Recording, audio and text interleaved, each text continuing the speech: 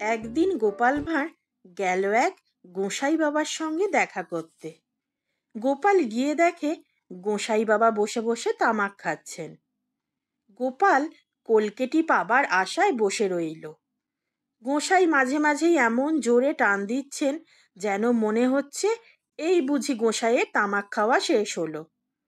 গোপাল অমনি তখনই হাত বাড়াচ্ছে কলকের জন্যে, কিন্তু গোসাইয়ের তামাক খাওয়া আর শেষ হচ্ছে না। শেষে গোসাই বাবা বলে উঠলেন, কি হে গোপাল, বারে বারে বেড়ালের মতন থাবা বাড়াচ্ছ কেন? কিছু দেখছো নাকি? গোপাল বললে, ইঁদুর ভেবে বারবার হাত বাড়াচ্ছিলাম, কিন্তু এখন দেখছি এটা ছুঁচো ছাড়া আর কিছুই না।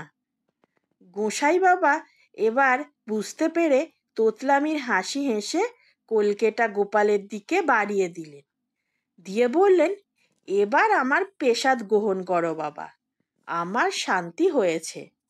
গোপাল তখন মনের আনন্দে কলকে নিয়ে তামাক খেতে শুরু করলো। এই ধরনের সুন্দর সুন্দর গল্প শোনার জন্যে এখনই আমার চ্যানেলটি সাবস্ক্রাইব করে নিন।